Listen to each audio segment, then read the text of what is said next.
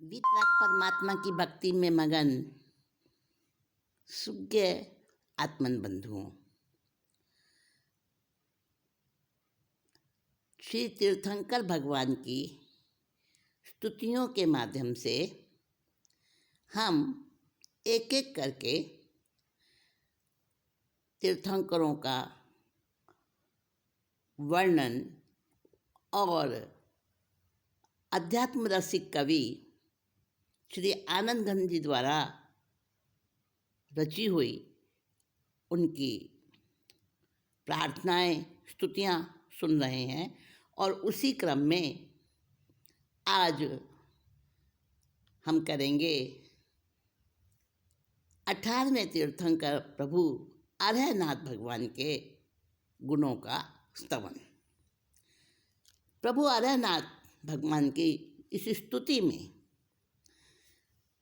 पिछली सत्र में भगवान श्री कुंथुनाथ जी की स्तुति को हम लिंक बनाते हैं और उन्होंने उस 24 के अंदर प्रार्थना की थी भगवान से कि मन को वश में करने का मुझे कोई तरीका बताइए और मन के सारे चंचलता वाले करतब, उसकी शैतानियाँ और उसकी चालाकियाँ, किस किस प्रकार से मन परेशान करता है, बहुत विस्तार से हम सुन चुके हैं। अब इस 24 में 18वें श्री अरहनाथ परमात्मा के स्तवन में श्री आनंद घन जी ने अपने आप से ही सवाल किया कि मन को वश में करने के लिए सबसे पहले मुझे धर्म को समझना होगा, क्योंकि मन वश में इसीलिए नहीं आता कि उसका कारण है धर्म की अज्ञानता। धर्म को भली भांति समझे बिना मन को वश में करने में प्रवृत्ति नहीं हो सकती और सफल परिणाम नहीं आ सकता।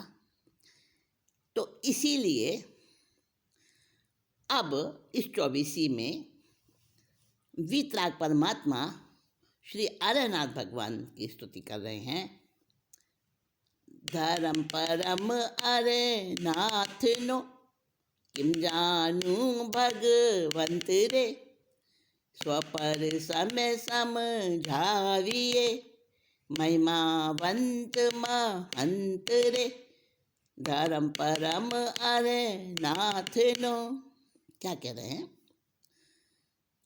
हे भगवान, श्री अरहनाथ भगवान वीतराग परमात्मा, उनका जो उत्कृष्ट धर्म है, यानी जो उनका उत्कृष्ट वीतरागता वाला स्वभाव है, उसको मैं जानना चाहता हूँ और किस प्रकार से जान सकता हूँ। हे प्रभु, आप तो वीतरागी बन गए, परंतु उस वीतराग भाव को प्राप्त करके आपने निर्विकल्प ध्यानस्थ अवस्था को प्राप्त कर लिया और उस समाधि भाव में रहते हुए आपने जो अनंत आनंद की प्राप्ति की है वो मैं भी चाहता हूँ।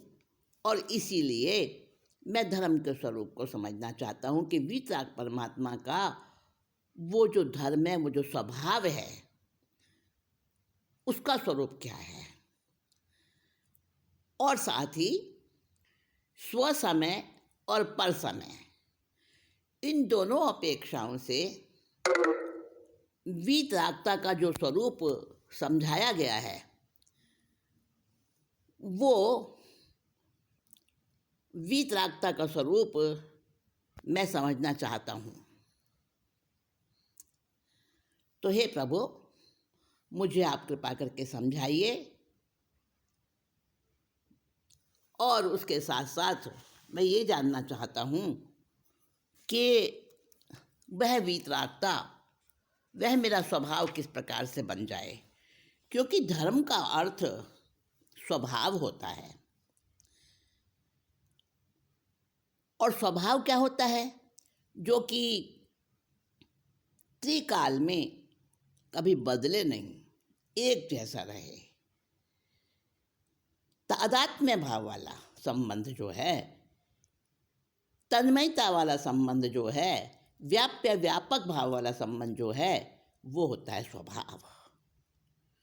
तो वीतराग परमात्मा से आनंद घन जी उस धर्म को, वीतराग धर्म को समझना चाह रहे हैं।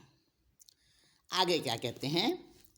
शुद्धातम अनुभव सदा स्वसमय एह विलास रे, पर बड़ी छाहड़ी जे पड़े ते पर समय निवास रे, धर्म परम अरे नाथ नो।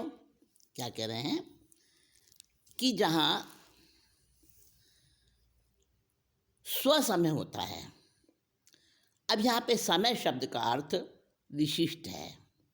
हम तो समय का अर्थ केवल टाइम से जानते हैं, काल से जानते हैं, लेकिन समय के बहुत सारे अर्थ हैं। समय का अर्थ समझौता भी है, समय का अर्थ सिद्धांत भी है, समय का अर्थ स्वभाव भी है, और समय का अर्थ स्थिरता भी है। समय का अर्थ नए भी है, निश्चय व्यवहार ने। बहुत सारे समय के अर्थ हैं। तो स्व समय और पर समय दोनों को समझना जरूरी है, तभी धर्म का सच्चा स्वरूप, वीतरागता का सच्चा स्वरूप समझ में आ सकता है। तो बताते हैं कि स्व समय क्या है। स्वमय माने आत्मा। समय का जो यहाँ पर अर्थ लिया गया है वो अपने स्वभाव से, अपने शुद्ध आत्म स्वभाव से अर्थ लिया गया है यहाँ पे समय का। तो शुद्धातम अनुभव सदा स्व समय एह विलास रहे। तो स्व समय और पर समय दोनों को समझकर ही, दोनों को समझने के बाद ही धर्म का स्वरूप, वीतरागता का स्वरूप समझ में आएगा। तो स्व समय क्या है? जो आत्मा की परम शुद्ध अवस्था, त्रिकाल में एक जैसा जो स्वभाव है आत्मा का, कभी आज तक आत्मा अशुद्ध हुई नहीं। कहाँ कहाँ गई, कैसे कैसे कार्य किए, किन किन स्थितियों में रही आत्मा, परंतु कभी वो जरा सी मात्र भी अशुद्ध नहीं हुई। तो शुद्ध आत्म का अनुभव सदा, और उसी में विलास करे, उसी को जाने, उसी को समझे, उसी के आचरण में मग्न रहे, हर समय उसी के आनंद में रमता रहे, तो वो होता है स्व समय। स्व में ही रमण करना, स्व समय। और पर समय क्या होता है? पर समय जो अपने से भिन्न है, वो सारा पर है, पराया है, सारा अन्य है। अपने से भिन्न, अपने से भिन्न जो है वस्तुएं तो है ही हैं, पुद्गल तो है ही है, छह द्रव्यों में पांचों अपने से भिन्न है। और जो जीव द्रव्य है ना, उसमें भी सारे जीव द्रव्य मुझसे भिन्न हैं। चाहे वो मेरे परिवार के हों, चाहे वो मेरे बहुत प्यारे से प्यारे अनुरागी मित्र हों, सभी मुझसे पर हैं। मैं अपने में एक हूँ। मैं अपने अंदर अखंड घन स्वभावी, घन किसको कहते हैं? जिसमें से कुछ भी निकाला नहीं जा सके और जिसमें कुछ समा भी ना सके, जो अपने में परिपूर्ण है। घन पिंड है आत्मा।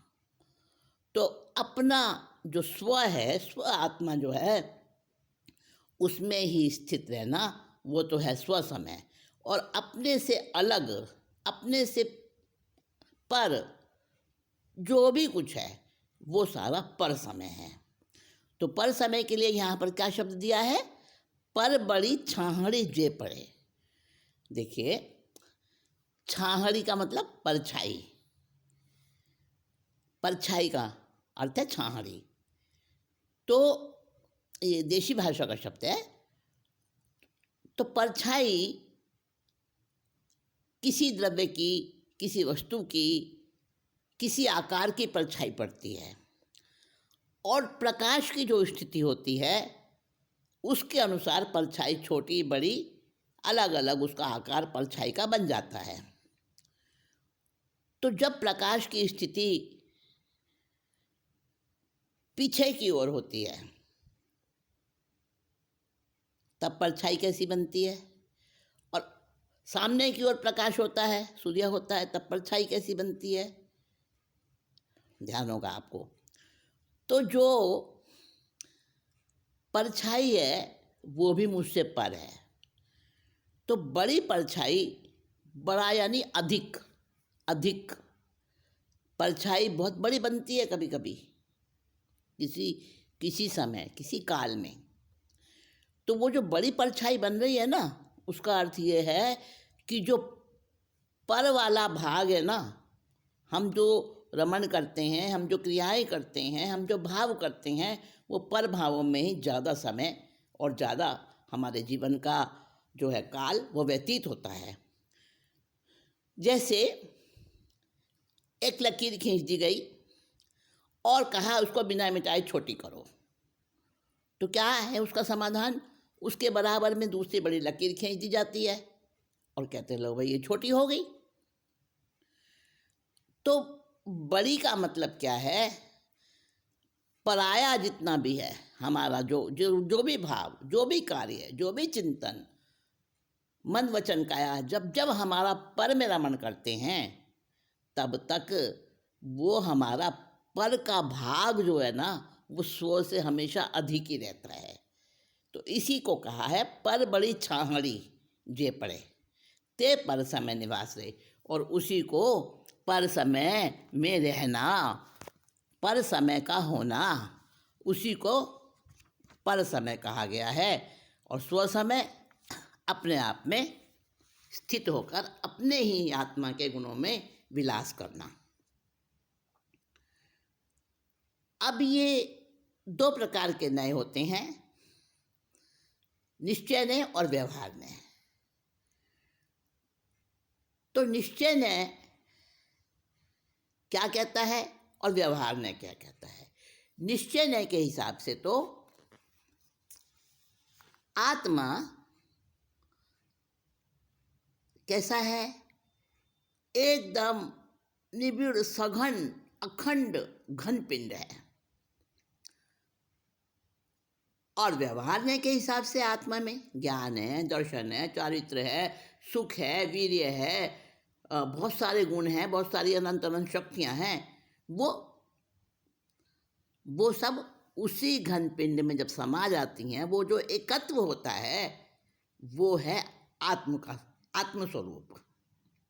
तो उसी को यहाँ बताया है, उसी को बताया है आत्मस्वरूप को। तारा नक्षत्र ग्रह चंदनी ज्योति दिनेश मौझार रे, दर्शन ज्ञान चरण थकी शक्ति निजातम धार रे, धर्म परम अरे नाथ नो। क्या कहते हैं? जिस समय ऐसा पूर्णिमा की रात्रि, कल्पना कीजिए मन के अंदर, पूर्णिमा की रात्रि जब नक्षत्र चमक रहे हों, ग्रह नक्षत्र, पूरा चंद्र और बहुत सारे तारे सब चमक रहे हों, तो वो रात्रि भी उजियारी बन जाती है। और दिन में कहाँ चले जाते हैं सारे के सारे तारे, ग्रह, नक्षत्र और चांद? सबकी ज्योति एक दिनेश यानी सूर्य में समा जाती है। ठीक है ना? दिन के समय वो सब कहीं चले नहीं जाते। उन सब का जो प्रकाश है, जो चमक है, वो सूर्य में समा जाती है, क्योंकि सूर्य और तेजस्वी है, सबसे बढ़कर तेजस्वी है, तो वो सारे फीके पड़ जाते हैं सूर्य के सामने। तो जिस तरह से सारे के सारे ग्रह नक्षत्र तारे बहुत सारे होते हैं, वो सब मिला के वो सब समा जाते हैं सूर्य के प्रकाश में, एक अकेला सूर्य है। तो सूर्य के समान है आत्मा, आत्मा यानी स्व समय। तो सूर्य के प्रकाश के समान वो आत्मा, वो निश्चय है, यानी आत्मा एक है, अखंड पिंड है, सघन पिंड है, ज्योतियों का, शक्तियों का, गुणों का, सारे उसी में समाये हुए हैं ना। ये तो है निश्चय, निश्चयने से। और उसी को व्यवहारने से कैसे कहते हैं? दर्शन, ज्ञान और चरण माने चारित्र। दर्शन की एक शक्ति है, एक गुण है, ज्ञान का एक गुण है और चारित्र का गुण है। इसी प्रकार से अनंत अनंत गुण हैं आत्मा के अंदर और अनंत अनंत शक्तियाँ हैं। निज आत्म यानी मेरी आत्मा में इतनी सारी चीज़ें हैं, परंतु वो व्यवहार से हैं। निश्चय से तो आत्मा एक ही है। जिस प्रकार तारों, ग्रहों और नक्षत्रों और चंद्रमा की ज्योति सूर्य में अंतर्भूत हो जाती है, उसी प्रकार सम्यक दर्शन, सम्यक ज्ञान, सम्यक चारित्र, इन सब की शक्ति अपनी आत्मा में समझनी चाहिए। मेरे जो वीतराग धर्म का स्वरूप है वो ऐसा ही है। अब देखिए चौथे अंतरे में क्या कहते हैं? भारी पीलो चीकनो कनक अनेक तरंग रे, पर्याय दृष्टि न दीजिए एक ज कनक अभंग रे, धर्म परम अरे नाथ नो। क्या कहते हैं? सोना है, सोने के अंदर बहुत सारे विशेषताएं होती हैं। अब कोई कहे भाई सोना पीला होता है, सोने की पहचान लक्षण बता दिया, पीला होता है। अब पीली तो पीतल भी होती है, परंतु सोने की जो अन्य विशेषताएं हैं, भारीपन, उसका चिकनापन, उसकी सौम्यता, वो और भी बहुत सारी चीज़ें वो जो है पीतल में नहीं मिलेंगी। तो सोना अपने आप में, स्वर्ण, गोल्ड, वो अपने आप में अपनी ही तरह का एक अनोखा, अद्वितीय, यूनिक द्रव्य है। ठीक है। अब वो सोना, उसमें अनेकों गुण रहे हुए हैं सोने के अंदर, और जब उससे आभूषण बनते हैं तो आभूषण भी अलग अलग शक्ल वाले, अलग अलग अलग आकार वाले, अलग अलग डिजाइन वाले और अलग अलग रूप वाले बनते हैं। अब देखिए उन आभूषणों का जो आकार होता है, जो डिजाइन होता है, जो उसका उपयोग होता है, उसी के अनुसार उसके नाम भी होते हैं। ठीक है ना। गले में पहनने वाला आभूषण मंगलसूत्र कहलाएगा, सतड़ा हार कहलाएगा, नौलखा हार कहलाएगा,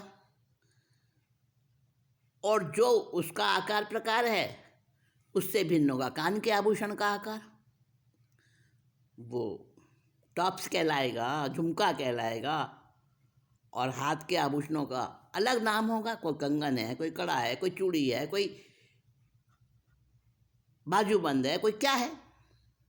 तो इस प्रकार से सबके अंदर रहा हुआ सोना वो अंतर्भूत है, सब में स्वर्ण रहा हुआ है, परंतु उनके नाम अलग अलग आकार के पर्याय के हिसाब से, उसको कहते हैं पर्याय, अलग अलग पर्याय के हिसाब से उसके नाम अलग अलग हैं। अब देखिए शास्त्रों में आत्मा को जीव भी कहा है। क्या कहा? आत्मा को जीव कह दिया। और जीव तो होता है मिश्रण, है ना, जिसमें पुद्गल का मिश्रण है आत्मद्रव्य में, वो हो गया जीव। लेकिन जगह जगह जगह जगह हमारे आगम में जीव कहा है आत्मा को। कैसे?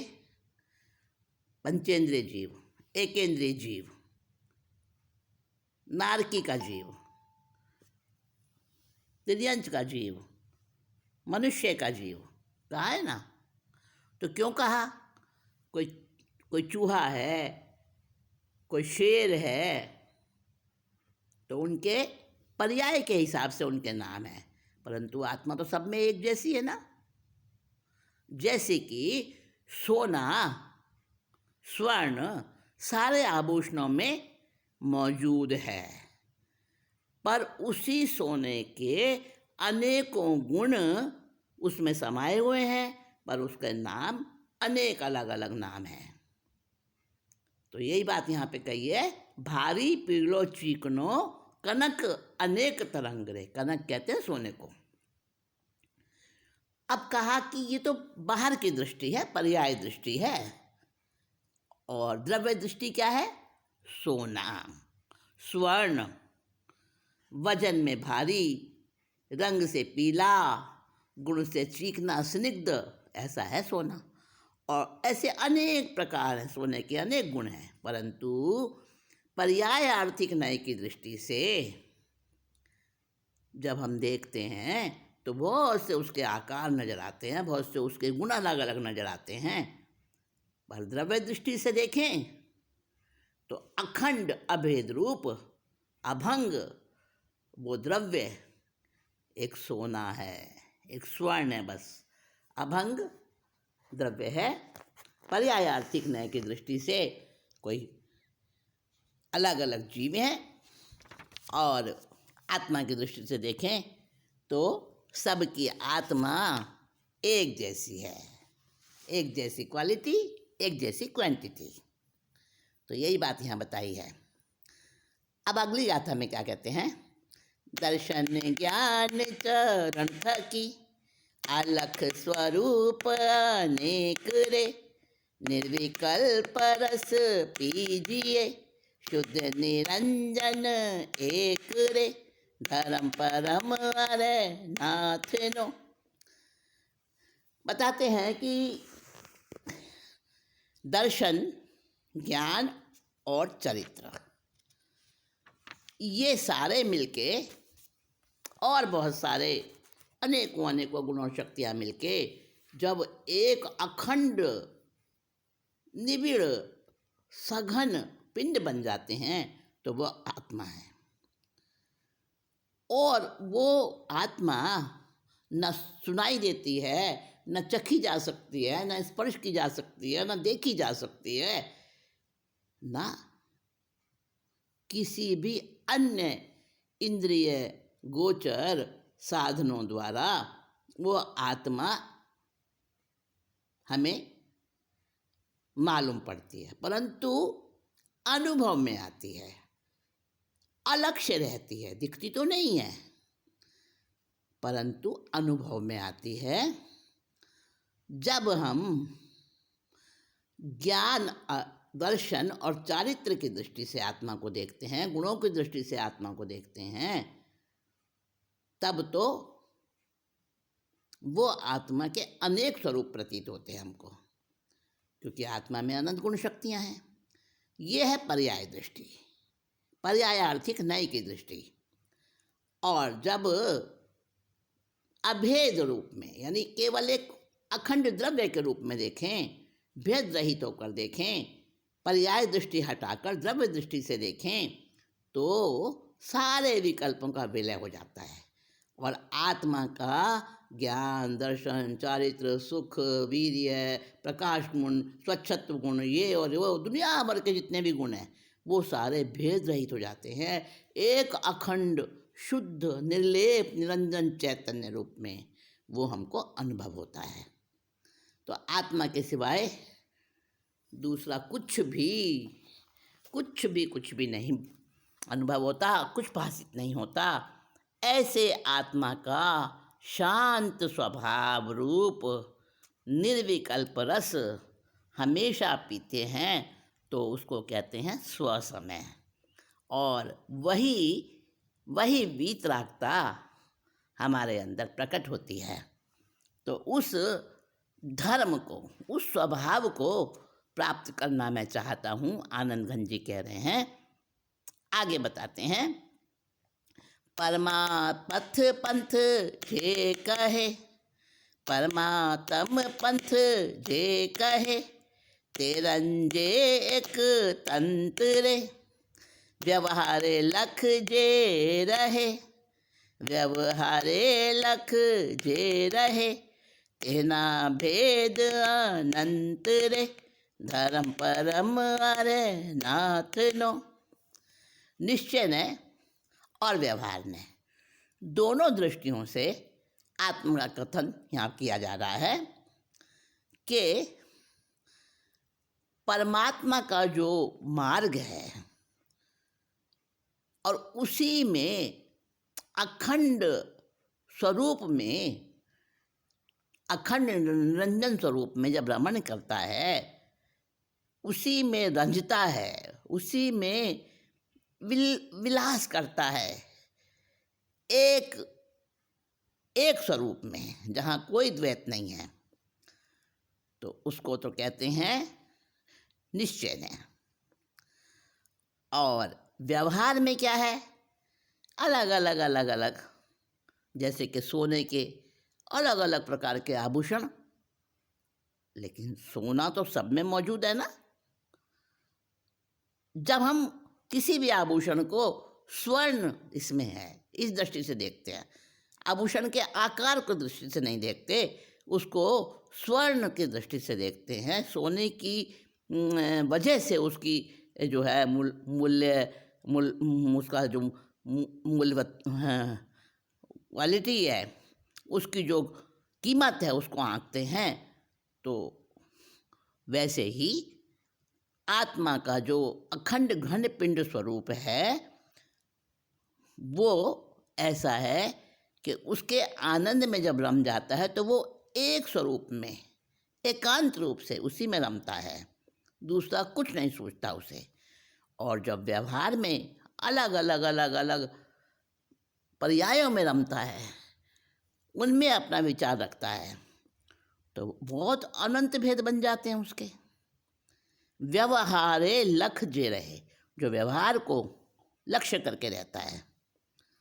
तो परमार्थ स्वरूप निश्चयात्मक आत्मद्रव्य की सिद्धि के मार्ग का अगर कोई पुरुष, सत्पुरुष, कोई गुरु, कोई साधक कथन करता है तो वो निश्चय दृष्टि प्रकाशक वक्ता या श्रोता एक निश्चयात्मक तत्व की विचारणा करता है, एक ही चीज में बस उसी में रमण करके प्रसन्न होता है, आनंदित होता है।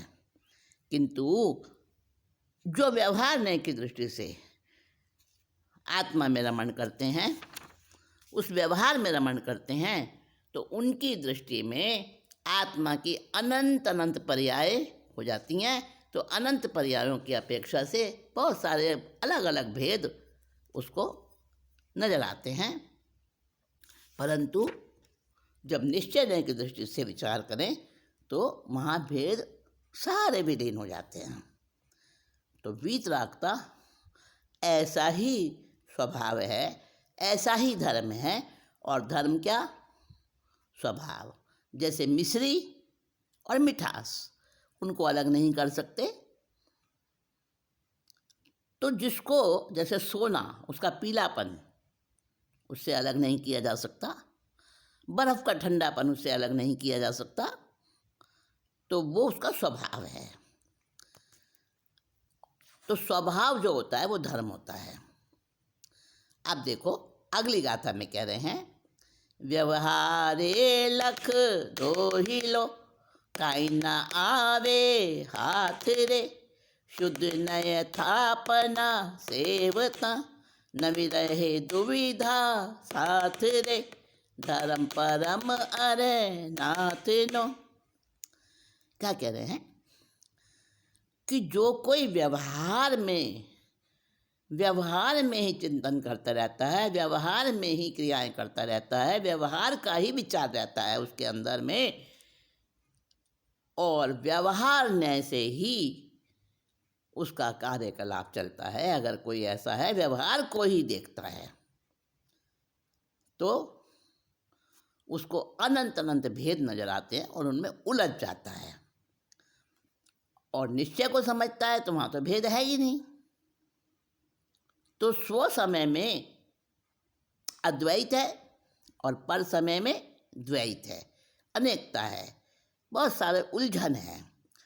तो जब निश्चय और व्यवहार दोनों को समझता है और दोनों को साथ लेके चलता है,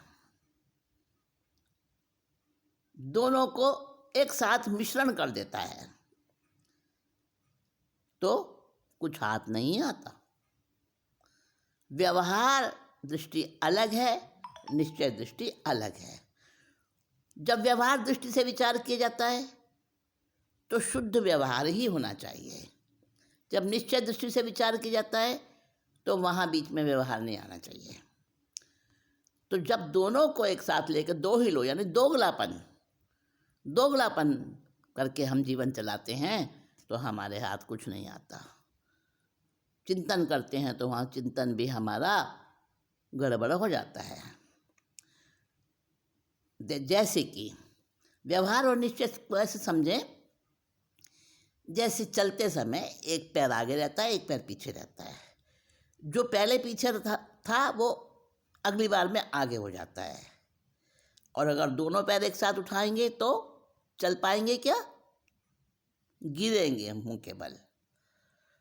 तो इसी प्रकार से व्यवहार और निश्चय, इनको जिस समय विचारणा करते हैं तो एक पक्ष को ही लेकर विचार करना चाहिए।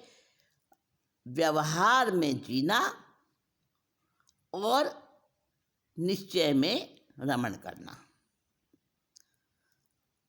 जब तक हम पूरे निश्चय पे ना पहुंचे तब तक व्यवहार को नहीं छोड़ना,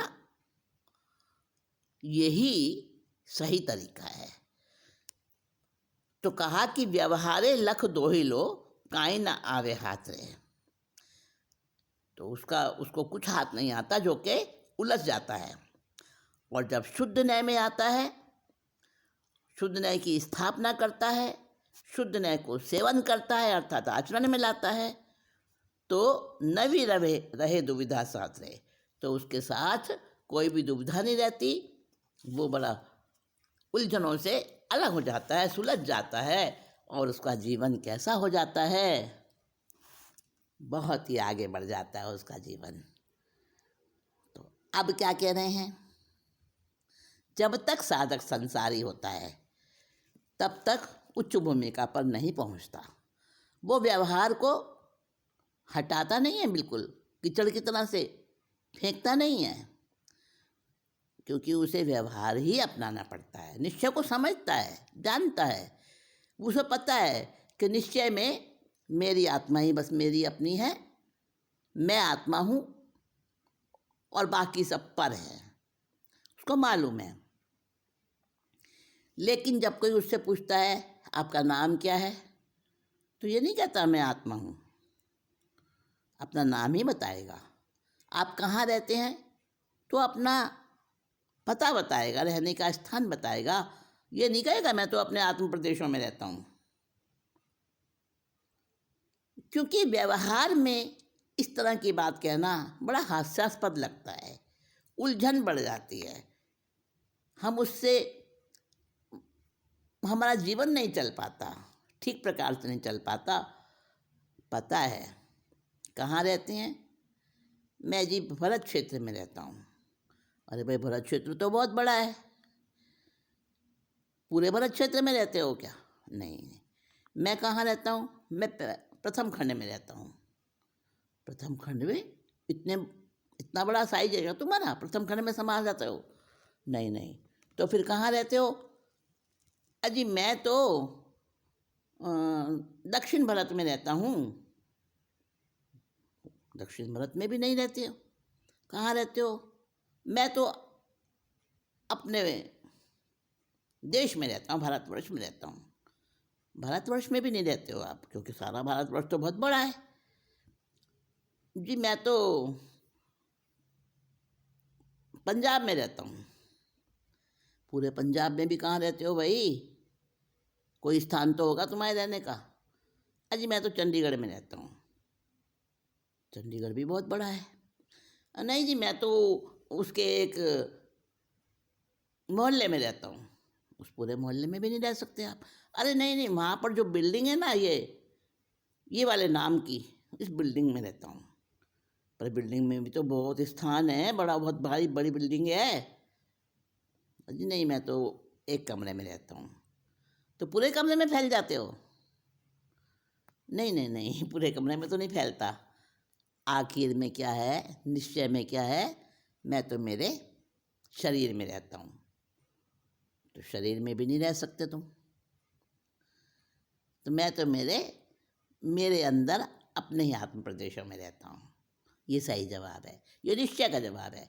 लेकिन बाकी सारी व्यवहार की बातें वो उलझाती हैं खुद को भी और दूसरों को भी। तो जब तक संसार में सबके साथ में विचरण करता है, सबके साथ में उसका काम पड़ता है, व्यवहार चलाना होता है उसको, तब तक इतनी उच्च भूमिका पर जानते हुए भी वो वैसा बर्तन नहीं कर पाता, व्यवहार नहीं कर पाता। तो जब हम शुद्ध निश्चय पर पहुंचेंगे, तब व्यवहार अपने आप छूट जाएगा। और उससे पहले व्यवहार नहीं छोड़ना। जैसे कि नाव, नदी पार करने को नाव लिया, नाव में बैठे। अब किनारा आने पर क्या नाव में ही बैठे रहोगे? अपने स्थान पर नहीं जाओगे? नाव को तो छोड़ना ही है। तो व्यवहार छूटता है, छोड़ दिया जाता है, अपने आप छूट जाता है और निश्चय पे हमारी पकड़ बन जाती है। तो कहते हैं आनंदघन जी, हे प्रभु आर्यनाथ भगवान, आप वीतरागी हो। आपका स्वभाव, आपका स्वरूप वीतरागता का स्वरूप है। और मैं भी वो निश्चय स्वभाव को प्राप्त करना चाहता हूँ। अब मैं तो रागी, दोषी, मोह में जकड़ा हुआ, मेरे अंदर तो बड़े भारी इस तरह की चीज़ें हैं। और आप तो शुद्ध वीतराग हो गए हो, परम वीतराग हो गए हो। तो ये तो ऐसा लग रहा है हम दोनों का जो साथ है, हम दोनों की जो प्रीति है, वो कैसे निभे? वन वे ट्रैफिक हो गया ये तो। आप तो पूर्ण वीतराग हो और मैं तो रागी द्वेषी हूँ। तो कहते हैं एक पखी लख प्रीतनी, एक पखी लख प्रीतनी, तुम साथे जगन्नाथ रे, कृपा करीने राख जो, चरण तले ग्रही हाथ रे, धर्म परम अरे नाथ नो, किम जानू भगवंत रे। क्या कह रहे हैं? हे जगन्नाथ प्रभु, आपके साथ मेरी प्रीति जो अभी वर्तमान में, वो एक तरफा प्यार है हमारा, व्यवहार नैतक है। आप तो निश्चय नय पे पहुंच गए हो, लेकिन मैं तो अभी व्यवहार नय में हूँ। और आपके साथ मेरा प्रेम एक तरफा प्रेम है। मेरे में अभी वो योग्यता नहीं आई है, मैं अब उस भूमिका पर अभी तक पहुंचा नहीं हूँ। तो मुझ पर दया करके, कृपा करके मेरा हाथ पकड़कर आप अपने चरण कमलों में पहुंचा देना मुझे। और मेरे जो चरण, मेरा जो आचरण है, धर्म क्रियाएं जो मेरी हैं, उनमें मुझे संभाले रखना, मुझे जकड़े पकड़ के रखना कि मैं वहाँ से खिसकूँ नहीं, फिसलूँ नहीं, स्खलित ना हो मेरा धर्म क्रिया का जो मेरा स्वभाव है, मेरा जो आचरण है, उसमें कोई स्खलना ना हो, कोई दोष ना लगे, और मैं हमेशा अपनी आत्मा में स्थित रहूं, तो हमारी ये वन वे ट्रैफिक वाली प्रीति जो है ये सध सकती है। मैं भी आप जैसा बनूं, तभी हमारी जो आपस का ये स्नेह भाव है तो दोनों तरफ एक जैसा हो सकेगा। परमात्मा के साथ ऐसी बातें कर रहे हैं आनंद घन जी, जैसे कि हम अपने किसी प्यारे मित्र के साथ बात करते हैं। और परमात्मा से बढ़कर कौन हमारा मित्र है, कौन उनसे बढ़कर हमारा प्यारा है, कौन उनसे बढ़कर हमारा आदर्श है। तो ऐसे आदर्श को हर पल पल में जीते हुए उस स्तुति को उन्होंने रचा आनंद घन जी ने। और आगे क्या कह रहे हैं, आगे और अपनी बात कह रहे हैं, और अपनी बात को समाप्त करते हुए क्या कहते हैं, निष्कर्ष निकाल दिया उन्होंने।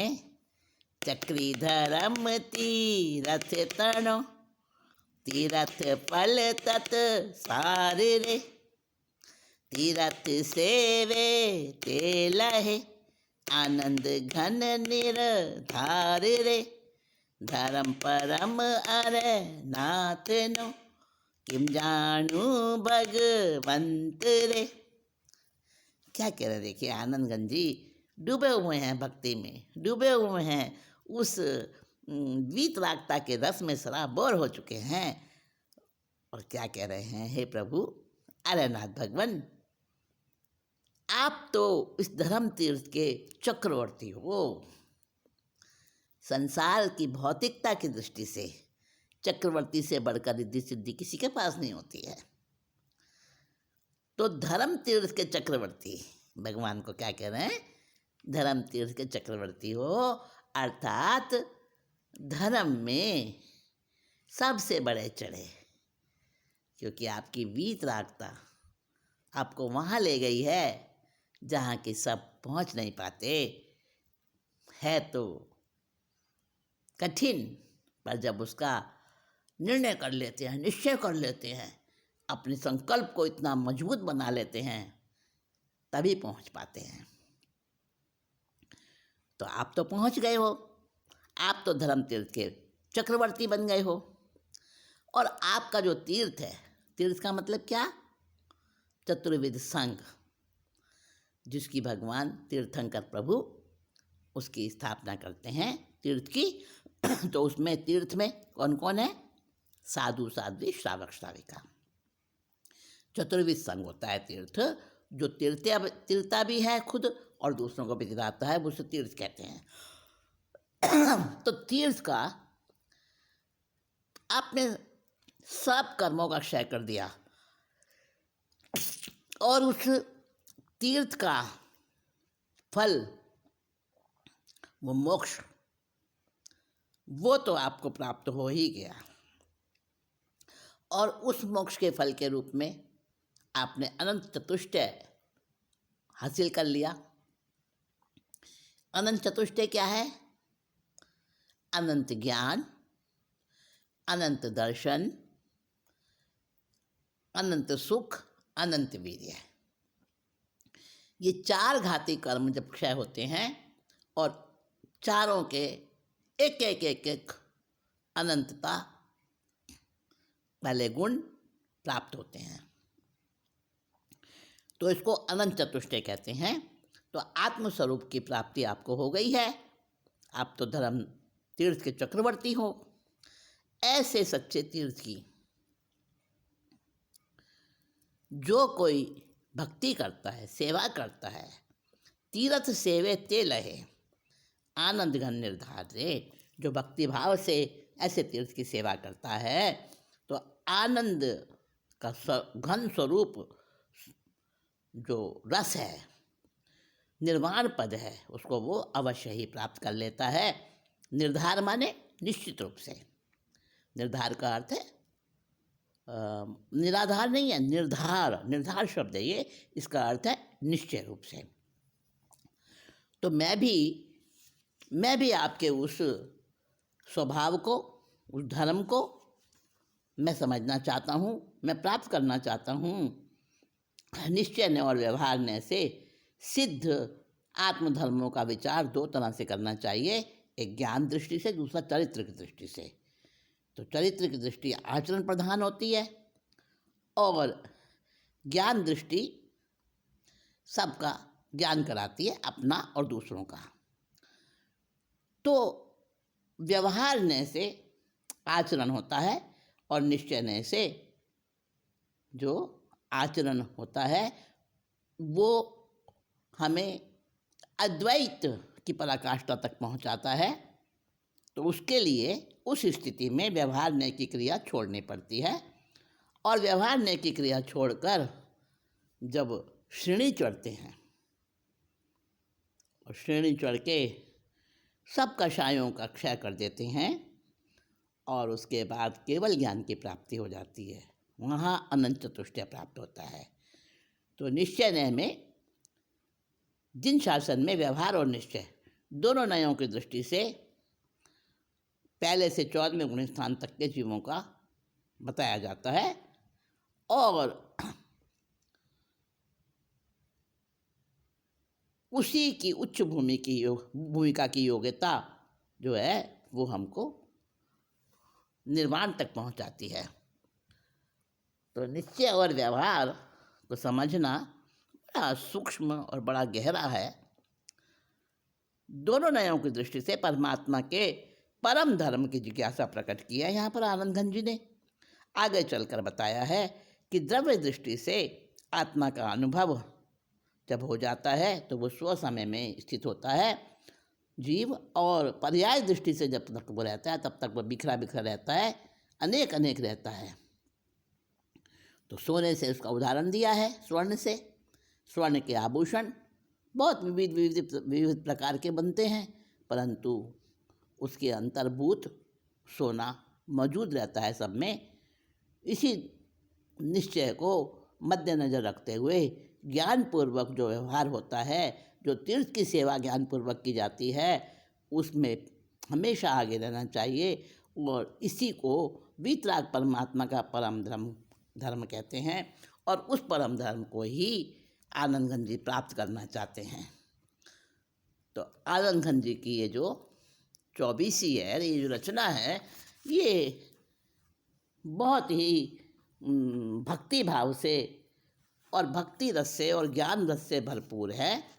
इसका आनंद हमने लिया, इसको समझा और ये शब्द तो समझा भी नहीं सकते उस भाव को।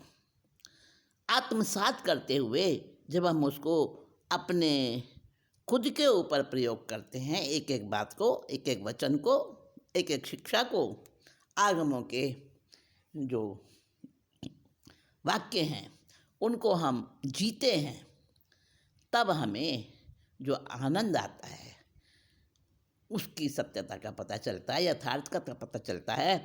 तो वैसा आनंद घन जी ने तो उसको जिया है, उस प्रकार से समझा है और तभी वो वैसा सुंदर चित्रण कर पाए और स्तुति के रूप में हमने उसको सुना, समझा, जाना। तो निश्चय और व्यवहार दोनों की समझ हमको स्पष्ट रूप से, गहराई से, सूक्ष्मता से करनी होगी, तभी वीतराग परमात्मा का धर्म हम समझ पाएंगे। इसी भाव और विचार के साथ